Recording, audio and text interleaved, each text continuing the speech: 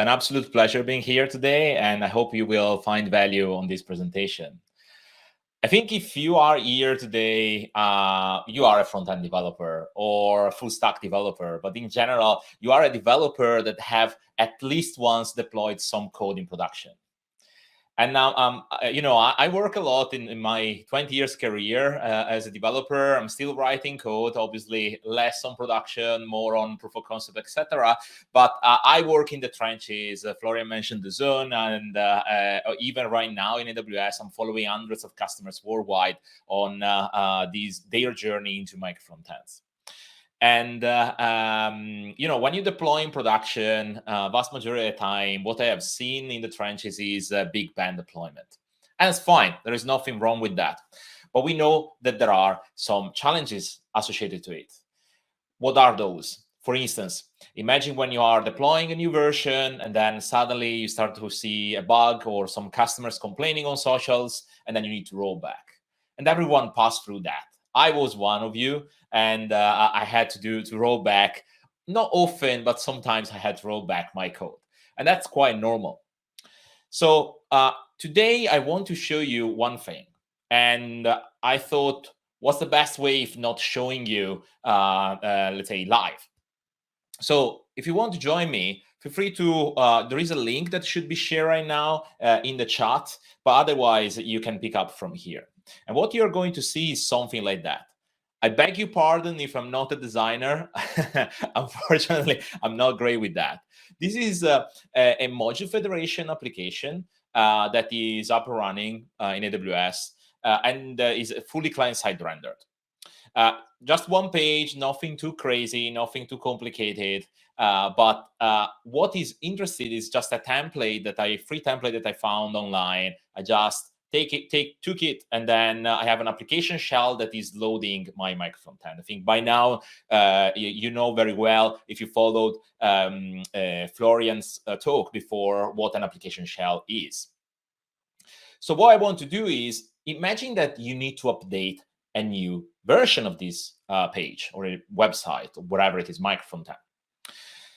And the challenge is, vast majority of the time, you tend to just drop the file into your CDN or your object storage, wherever. Now imagine this. Imagine you have an API that you can call from your CI/CD, and you can decide how you want to roll out your next micro-frontend. So in this case, for instance, I have like this API where I set up already all the things that is 2.0 version. But the interesting part that we are going to discuss a bit further during this talk is this, the deployment strategy. Instead of going fully big bang, we are going to increase the percentage of traffic towards the new version every minute by 10%. So let's hope everything is okay. Sending, request. Yeah, status 201, perfect, so all good. Now, during the talk, if you continue to refresh this page, you will enter in the bucket for seeing the new version. So bear with me during this whole session. Okay, so who am I? My name is Luca. I'm a serverless specialist. I'm based in London. I'm an international speaker and a book author. So what I want to discuss is one of the main challenges that I realize we have in the front-end community overall, despite its micro-frontends or not. And let me show you, for instance, a classic example. If you have a single-page application, so client-side rendering in this case, when you want to deploy a new version, it's not that complicated. Yes, you have a bunch of files that are associated. Maybe you can instruct your code to be, let's say, more modular, and you want to, let's say, load or lazy load part of your application in most advanced cases. But vast majority of the time, what I've seen and experienced is that you bundle everything in your one or multiple JavaScript files, you publish in production, done. But what happens when we talk about micro-frontends? In micro-frontends, it's more complicated. Client-side rendering, server-side rendering, whatever you prefer, there is still this challenge.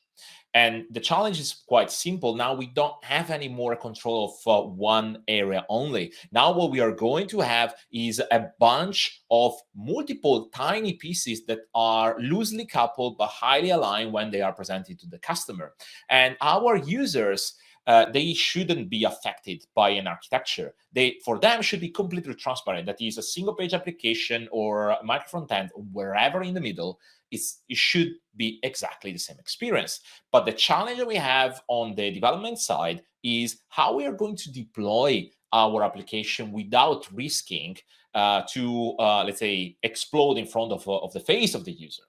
That is, let's say, a big challenge. Because if you think about that, now we are moving into distributed system. And in the world of microservices, we have solved that years ago. Microservices, for instance, are there way before the micro-frontends, early 2000.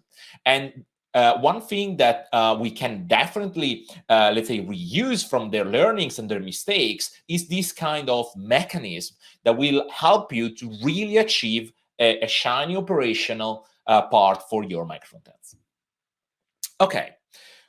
One thing that I realized was around December 2021 is the fact that micro-frontends lack of an opinionated way to discover and deliver them. And that is true. And let's see what usually you're going to see in every example. So if you go to the single SPA website or example, you are going to see something like that. You have like your import map that are using either System.js or the native import map of the, let's say, language. And you have like a bunch of JavaScript files that are described over there, and you have all your different parts, different potentially micro-frontends, and they have to be described there. Similarly, when you go to Module Federation, many examples that you've seen, you are going to see something like that. You have like the configuration of the Module Federation plugin with all the different URL. Then sometimes that are, let's say, pointing to localhost. Some other times are pointing to a CDN. But overall, this is what we do most majority of the time. And the challenge arises when you start to have, let's say, multiple environments. That is extremely common nowadays in every company. There are companies that have maybe ephemeral environment that can spin up a development environment on the fly for the developers.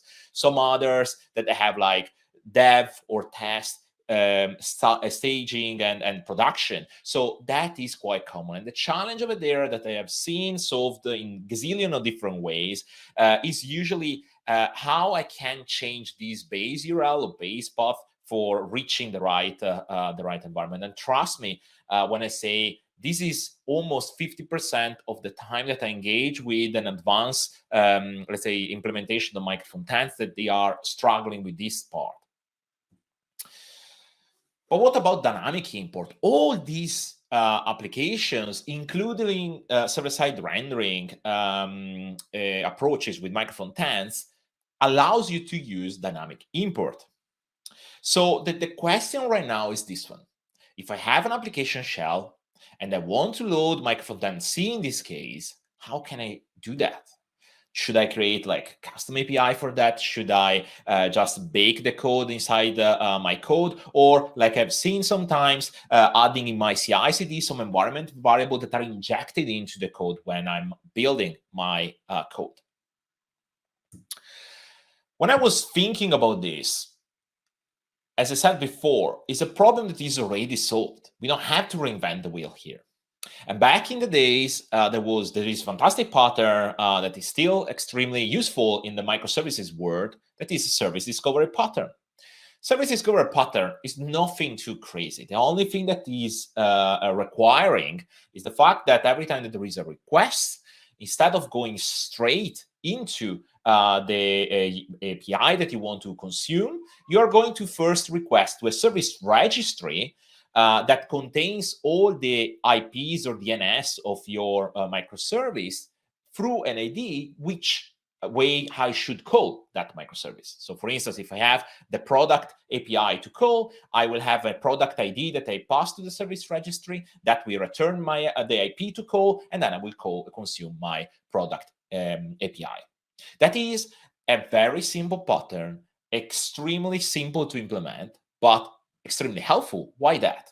Because now all the microservices that you see on the right of this image can evolved and changed in the way that they want without notifying to all their consumers.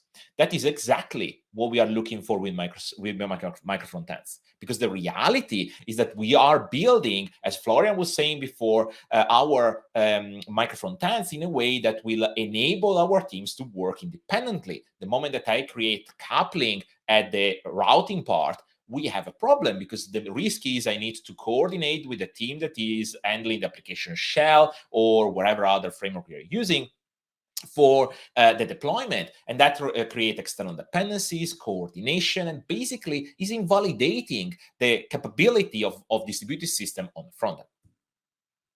Now, when I was thinking about that, yes, we can have that, but what does it mean?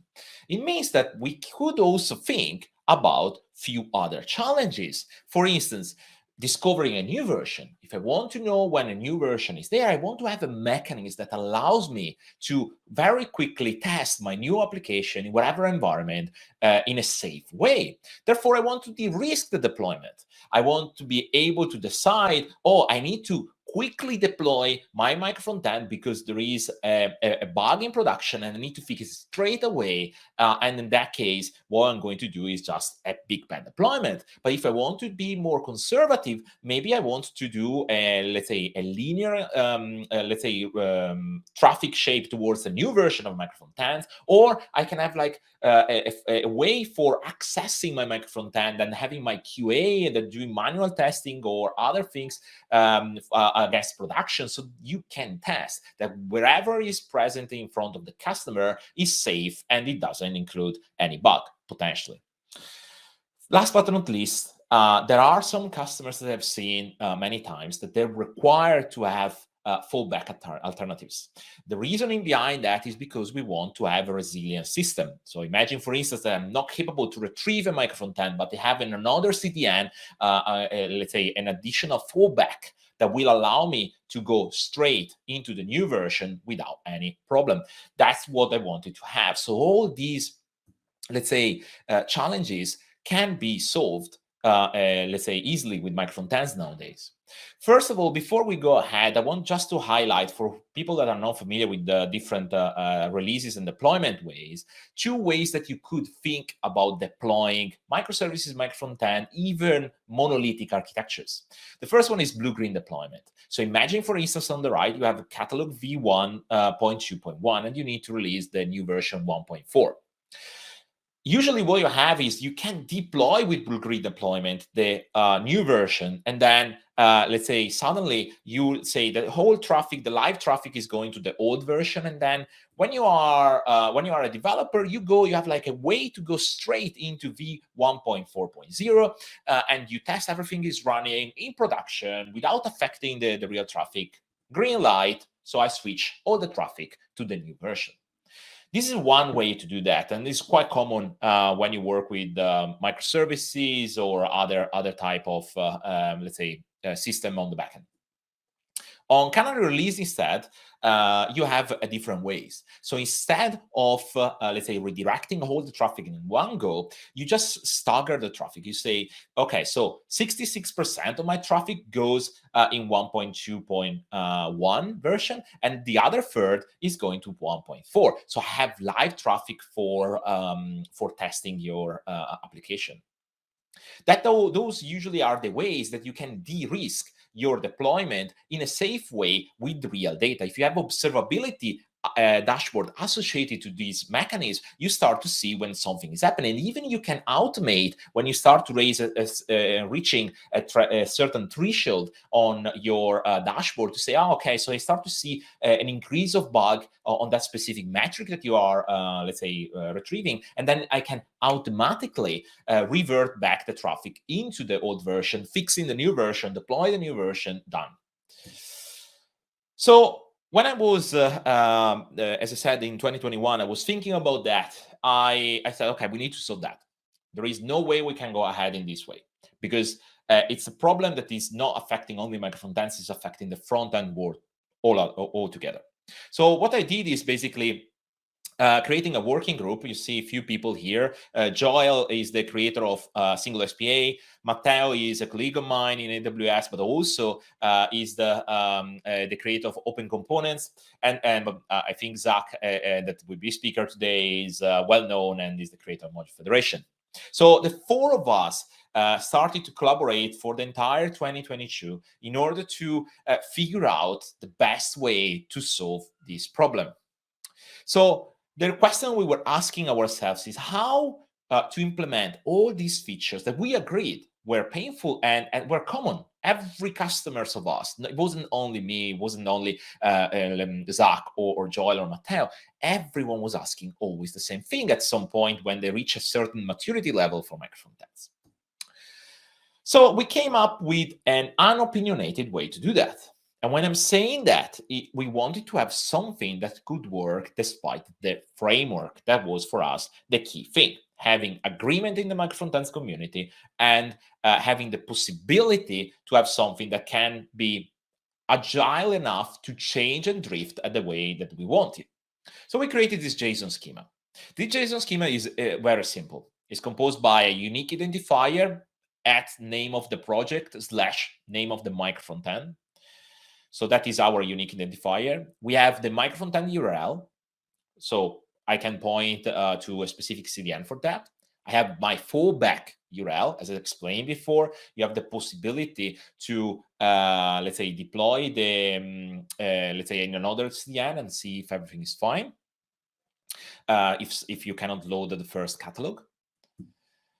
Then I have a metadata object where you have a bunch of information. You have the integrity, you have the version of the Micro-Frontends. For now, we locked those two basic things. There are some issues currently open in GitHub that they are requesting for a few things we are discussing. Let's see how this is going to evolve. And last but not least, for trying to be open to wherever framework that is out there, we created these extras. And extras is a field that allows us to bake in wherever we need. So far, we have heard, let's say, people are using Module Federation. For instance, instead of Module Federation works that you have a remote entry that is mapping all the other JavaScript chunks. What if you can load in parallel all the different JavaScript chunks? That will allow you to reduce the time for, let's say, loading the entire Micro-Frontend. Therefore, you can create a custom field that is Module Federation, consumed by, and you start to load all the different parts. Or, for instance, there were other customers have followed that they are thinking to use extras for saying, okay, so this one is the Micro-Frontend dedicated to this role type of user, or is for this country only, stuff like that. Then we move a step forward. We say, okay, how we can de-risk these, let's say, the deployment phase. And we, before I didn't spend too much time on highlighting the fact that here you have for every Micro-Frontend an array. That means you can have multiple versions associated to it. And in that case, we have, let's say, when you want to have a specific deployment, you can specify that you have, for instance, a deployment. And in this case, what you have is you can decide what traffic pattern you want to have. In this case, 30% for the old version and 70% for the new version. But if for any given reason, you won't be able to, let's say, find the traffic, or let's say your API is not performing as expected, you can have even a default where you can say, okay, so I cannot find the 30%, the default is the other one, so I go with that one. So you can create your logic in the application shell in the way that you prefer, and is, let's say, easy to reason about this, and is, let's say, well done. When we talk about this kind of deployment, back in the days when I was working with the Zone, I presented during reInvent, that is the largest conference we have in it, one of the largest conferences we have in AWS, as a customer, and I explained how the Zone was implementing something similar for our, let's say, live streaming platform. The beauty of this approach for us was we were able to really go granular and saying, okay, so we want to have 20% of the traffic on Switzerland only, and we want only for Chrome or for, I don't know, Safari. The reason behind that is because, when we are dealing with live events, we need to be extremely careful what we were to release. But we have seen some benefits out of the box very quickly.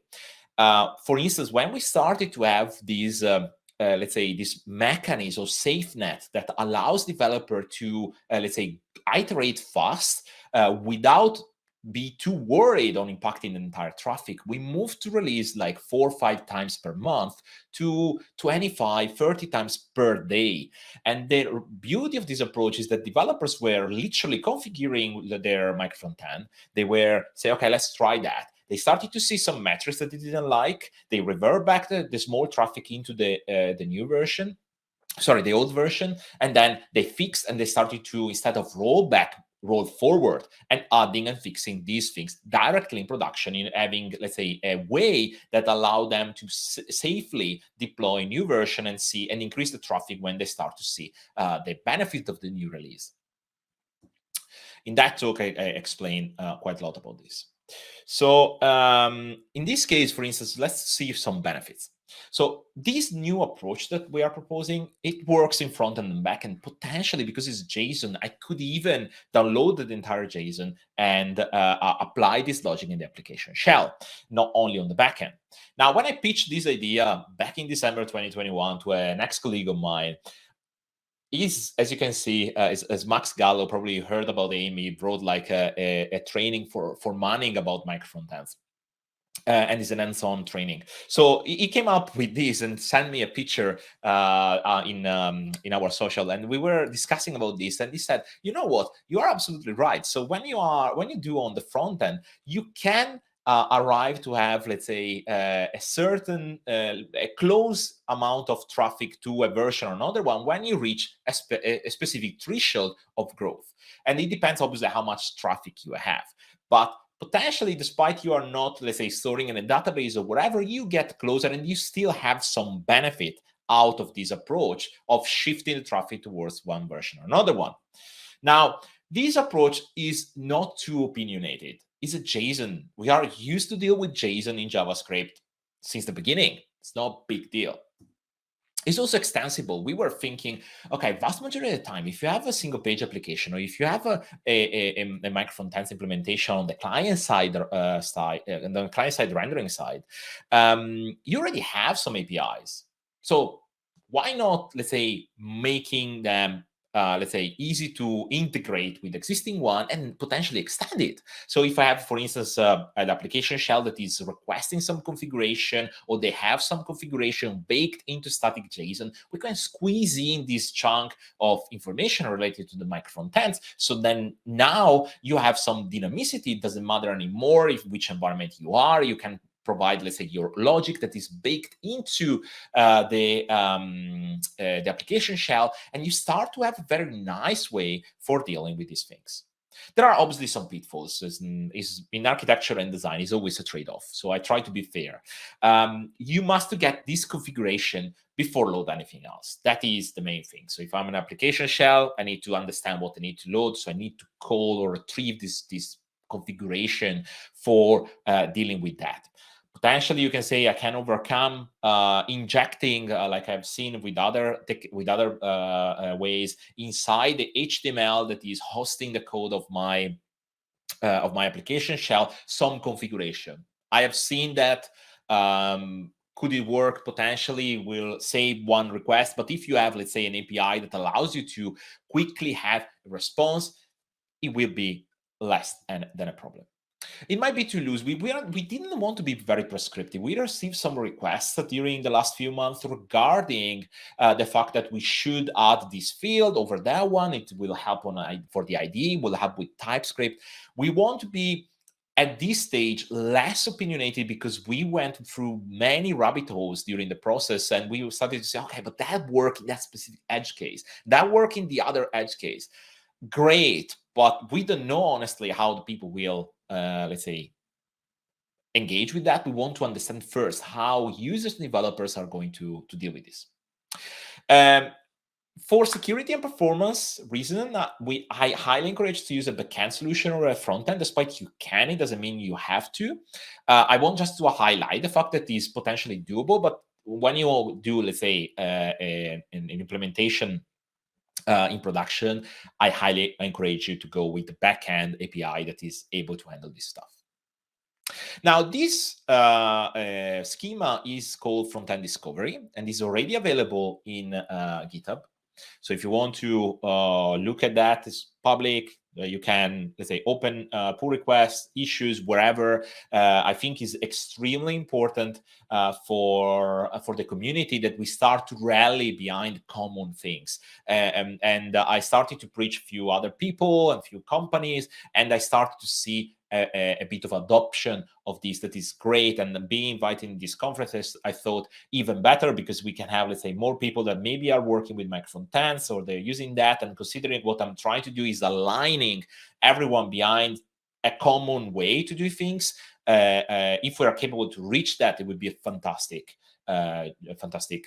goal. Then we arrived to have that, and that was okay, right? Then I was asking myself, okay, fantastic. So we have this thing. So now we are asking someone to take our spec and create an API for doing that, and then maybe integrating it in their API in their own way. And then when I was thinking that, I was wrestling with myself, saying that, Luca, you can do better than that. It's not enough. Aligning the community, great. We have a schema, great, but we need to do more. And then I started to think, okay, so in a workflow for loading Micro-Frontends, how it would look like. But it would look like something like this, right? So you have an application shell that is requesting to, let's say, a Micro-Frontend discovery service, which the Micro-Frontends that are available, I retrieve them from a database and start to look based on the different Micro-Frontends and let's say, rules that are related to the canary and whatever, to which final configuration to return the application shell, job done. And this part here was the part that for me was easy to develop and doesn't change. It doesn't matter if you're working, I don't know, in the health industry, or I don't know, entertainment industry, or just a B2B application. It doesn't really matter. It's exactly the same for everyone, right? So with a bunch of colleagues in AWS, we open sourced this solution that we call the Front-End Service Discovery. It's not a service that, let's say, is available in the AWS console. It's a service that we built. We wanted deeply open source it because we want to see how the people react, and we want to have contribution. We want to have, let's say, people that start to look into that.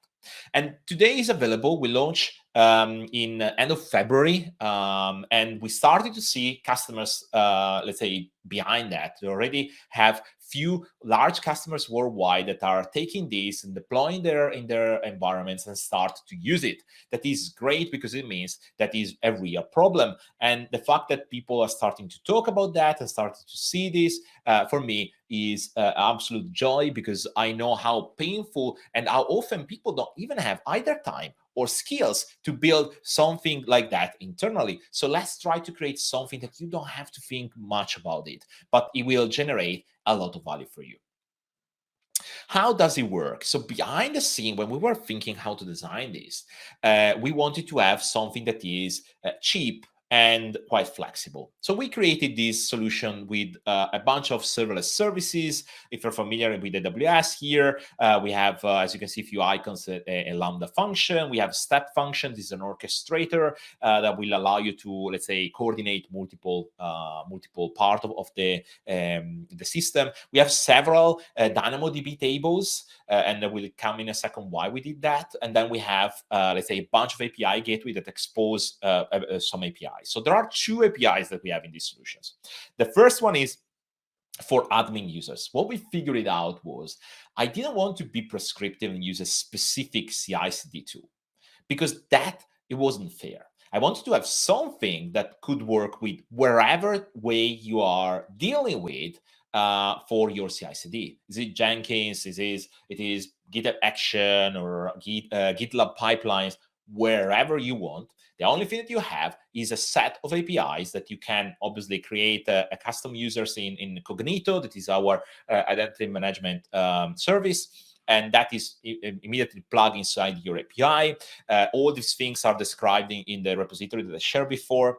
And then what you do is just calling an API from your, so in the current CI/CD, probably you already have a way to deploy your micro-frontend. You just add a step that is telling to the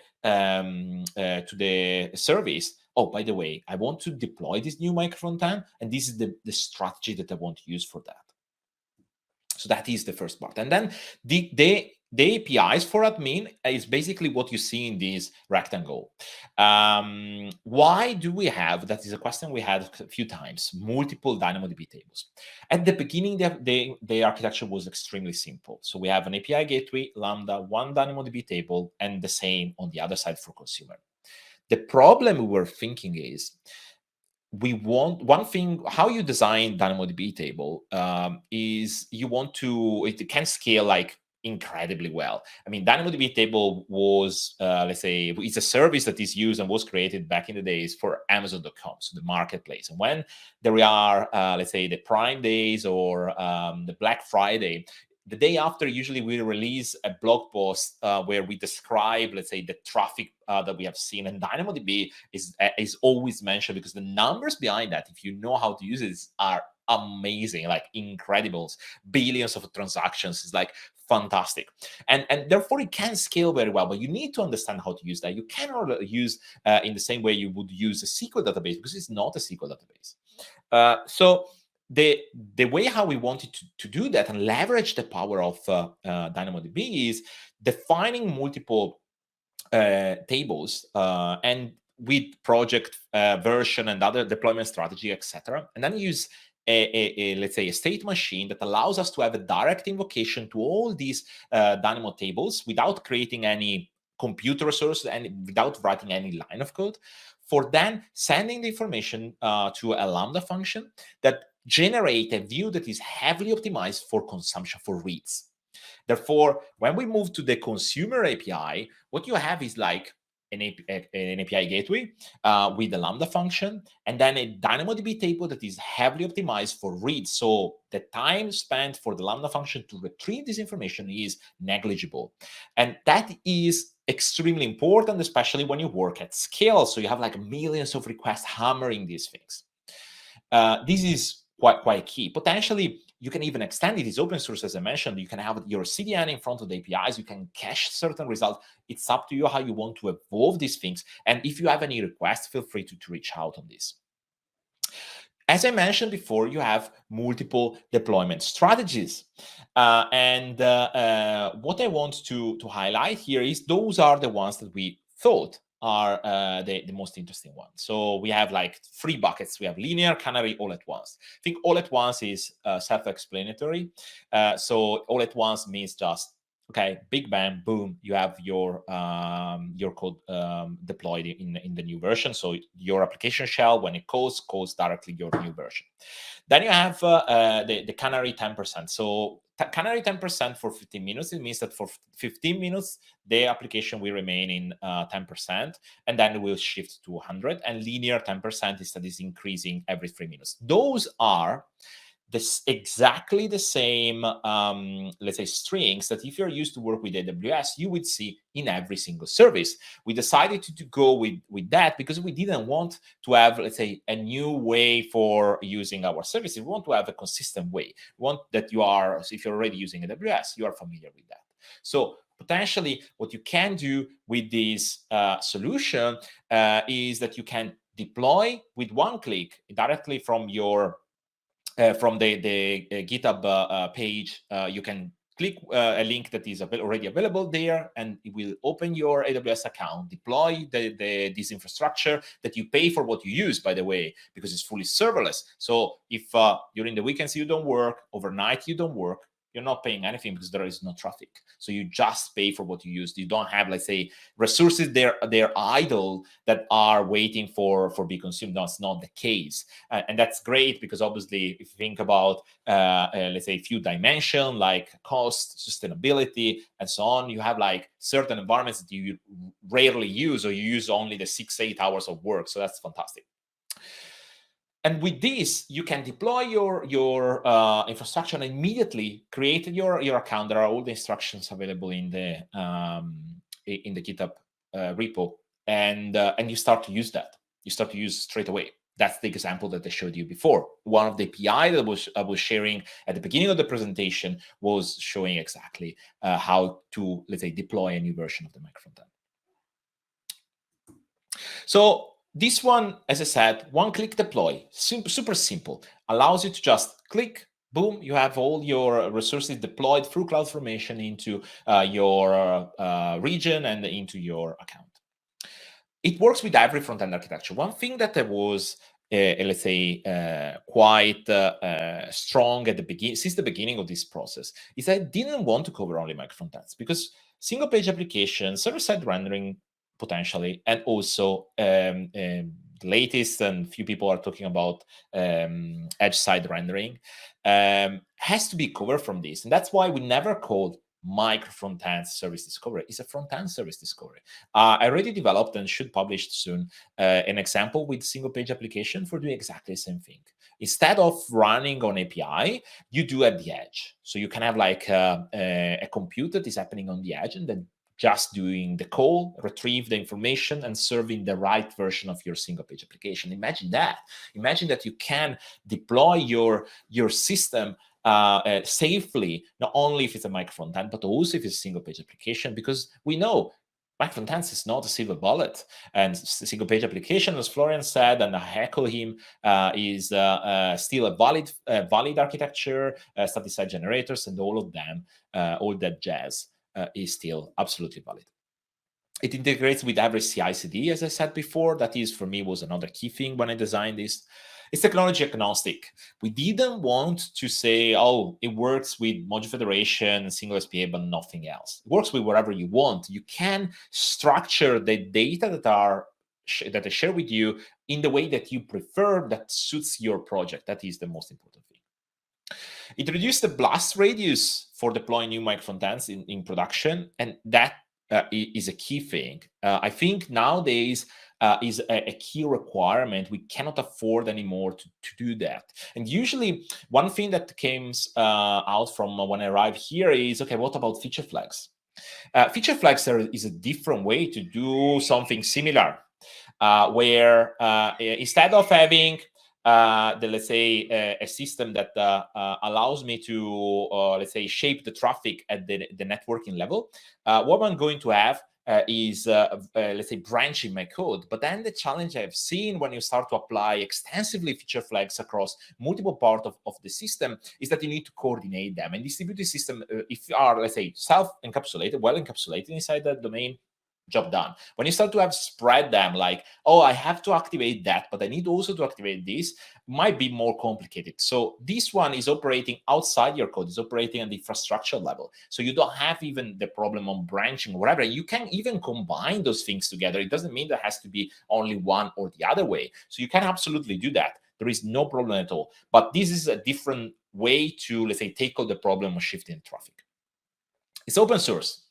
You can use it today, you deploy, you want to change it, the logic, you want to replicate in another cloud provider, it's completely up to you. The code is available there. Obviously, it's leveraging some of the AWS services that are serverless, so certain things are specific to AWS services, but the logic is there. And if you have any question, feel free to open an issue, and we are happy to help. It will be embraced by other tools. So we are discussing with few people for, let's say, having these as a backbone for their, let's say, nice UI for deployment and other things. Because if they have, let's say, an API that can, at the end, we didn't do on purpose the creation of a dashboard, because we didn't know how the community start to react to that. So therefore, we thought, okay, let's try to create a set of APIs. Then we put on top of any type of UI, and probably in the future, we are going to build something like that. But first, we want to see adoption. We want to see how people are dealing with that and so on. So let's go back for a second to our example. And hopefully by now, as you can see, we have the new version that is deployed in a canary release fashion to my CloudFront distribution. And this one, obviously, again, sorry for the graphics, not great. I'm not UI developer, but at least gives you the idea, if you try to refresh during the talk, that you can, let's say, enter in a different bucket and see a new version. Okay, so let's recap what we have seen here. a discoverability pattern provides you a lot of new opportunities. The fact that we are, let's say, decoupling or finding, let's say, decoupling in a way that our routing is not bounded to the code or the tools that we are dealing with is great. Allows us a lot of flexibility, a lot of new features that we can have out of the box. Second thing is, it improves for improving discoverability. You can also have deployment strategy. So you can have a deployment strategy if you didn't have today that can save you a lot of time and headaches when you are deploying a new version. So now you can go to your management and potentially say, we don't need a cab anymore. We can, let's say, deploy and roll out increasingly and iteratively our code and start to think more and roll back to roll forward. We start to have, let's say, real feedback loop for developers when we have a decent observability and the dashboards in front of us. And we have these mechanisms that help us to deploy our front end. If you want to try out, feel free to. This is the link, and I share also before, but we want to hear your feedback. If you have anything, feel free to reach me on social or reach me via email, or let's say reach me on Discord, etc. So that's all I got. I hope that you enjoyed the session and it was useful and sparked new ideas. Yeah, thank you for having us, and enjoy the rest of the conference because I'm sure it's going to be fantastic. Thank you again. Awesome. Just blown away. Thanks a lot, Luca. It's always hard to get, let's say, the immediate feedback from the audience, but I can just say, well done. Great job. Thanks a lot. And of course, the audience also liked it. We can see that in the chat, and we got some questions. And therefore, I want to spend the time on that because you're better with time management than I am. So let's get them all covered, hopefully. So first question from Iyad Ozos. Arguably, microservices are easier than micro-frontends. Do you agree? I think they have different challenges, right? So one thing that you have with micro-frontends that you don't have, sorry, my daughters. One thing that you have with microservices that you don't have with micro-frontends is the concept of traffic patterns, right? So imagine, for instance, and I was there, when you move from, I don't know, 10,000 requests per, 10,000 users in the platform, and you move to 1 million in 1 minute. Now, suddenly, you start to have to scale. If you don't design properly the entire architecture, and it's everything synchronous, everything coupled, you start to have a surge of traffic that has to be, let's say, there for and scale properly for every single service. That, let's say, it adds a lot of complexity. Also, when you start to fail, you need to start to introduce, for instance, a correlation ID, distributed tracing, and different tools. Let's say the complexity is shifted in different dimensions. Micro-frontends still have complexity, but that's for everything. Also, single-page application has complexity, because if you think about how large is the bundle size, or how fast is, or how well performing with core web vitals and stuff like that, there are always, in everything that we do, some trade-off, and we need to identify which one works best. I would say microservices compared to micro-frontends are more mature because they started 15 years earlier. And therefore, during this time, people started to be, let's say, to share their pain and share what was working, what wasn't working, and how to overcome common challenges. We are doing the same, and we are, let's say, capitalize the mistakes that were done were done in distributed system on the back end.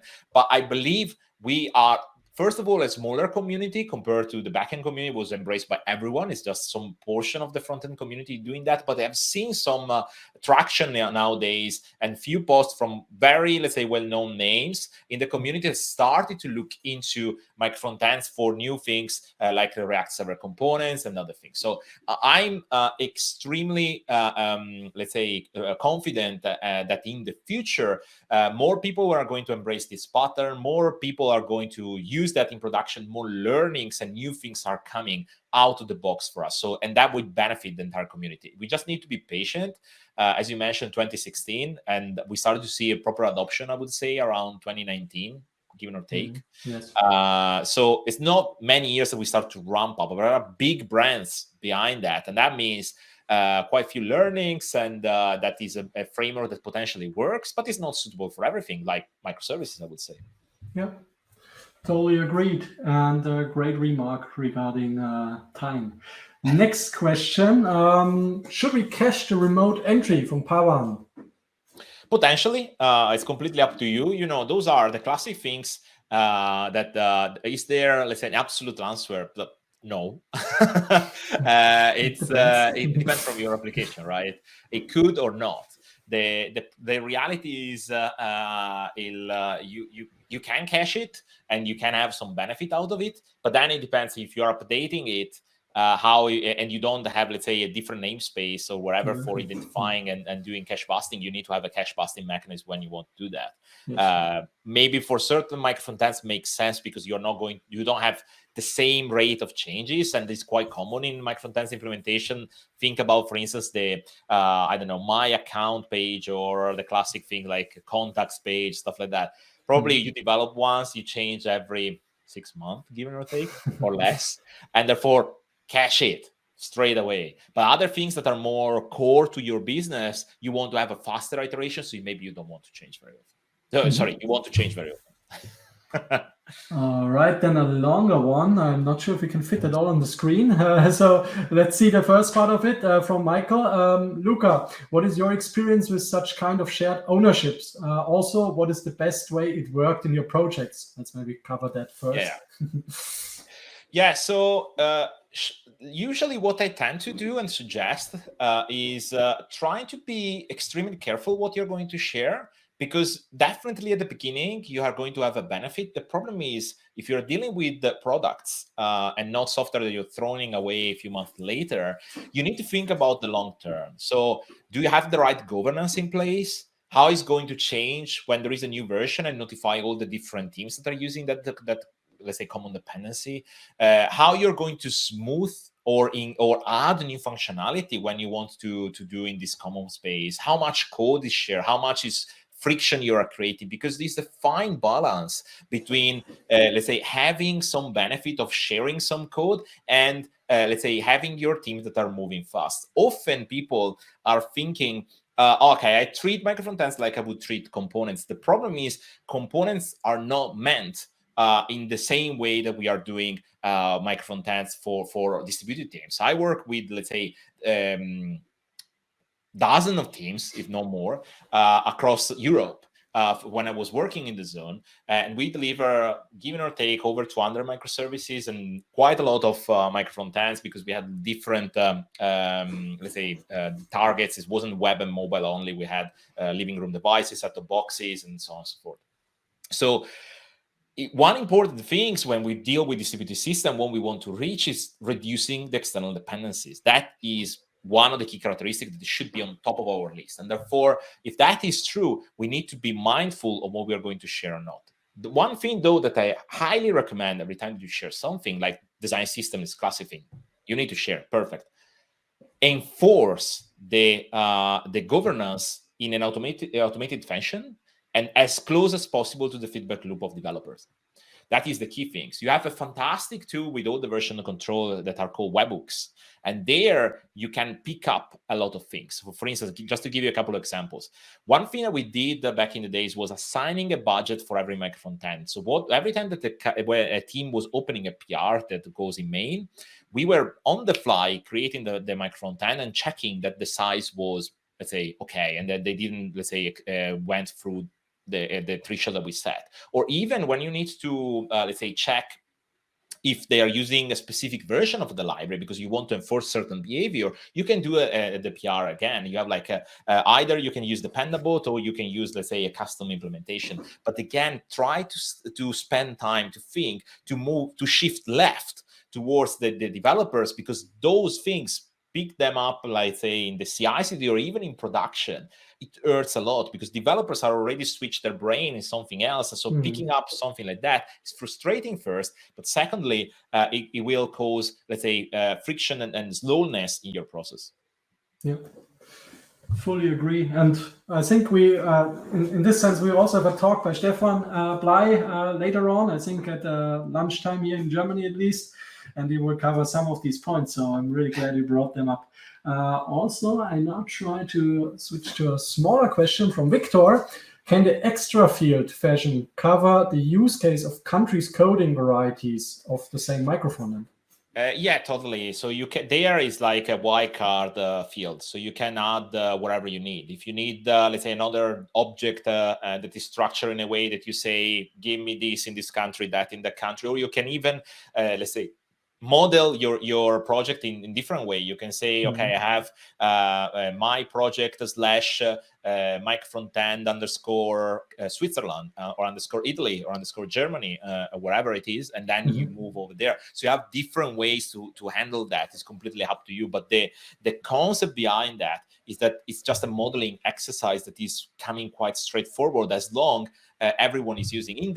I forgot to mention, in the repository in Git, you can find already example of working with single SPA and with Module Federation. Therefore, you can see already how to do that. And the code that we took is exactly the same you can find in documentation for single SPA and Module Federation. The only thing that we have injected is fetching the data from an endpoint and then associating the right Micro-Frontends. So very easy. Okay, I still want to take two smaller questions in because I think they form a nice unit. Let me get both on the screen first. So the first one, do not answer yet, from Sahas. Can this be treated as an open standard or a specification for micro-frontends? And quite close to it, from Sebastian, should we expect this specification to be a standard for Module Federation? That is the dream. I would love that these. So the idea of let's say having all these people in the working group was exactly for that, trying to have let's say a common understanding, and everyone rally behind that. That's the idea. It will be standard for Module Federation. Let's say you can integrate very easily with Module Federation. Module Federation has Medusa. Probably Zach will mention about that later on for deploying things. But that is one way. For me, it's a simple way for integrating with existing processes without introducing new ones. And you can integrate, as you will see in the GitHub repo, with really tiny code. It's like literally, I think the application code was 100 lines of 130 lines of code. It was loading this let's say application, and at the end is everything done through the API, right? So the API, the application shell is saying, give me which micro-frontends I need to load, and there is the micro-frontend you need to load based on your bucket and traffic size and whatever. So I would say, is it going to be in the spec? I cannot judge that for Zach. I know Zach was quite enthusiastic when we presented this demo, and we spent a lot of time together, and we're still spending a lot of time together discussing about this stuff. Joel as well was quite interested on the demo. How they are going to use, obviously, I cannot force anyone to use whatever I do. But one thing I want to say is I try to make everything in my power to make it open source, to make it simple to use, to give a possibility to the community to see wherever they want inside something like that, because I truly believe that nowadays, for reaching the maturity of microservices, we need to do a step forward and trying to provide, let's say, tools like Pyral or this one or others that create a frictionless experience for building micro-frontends.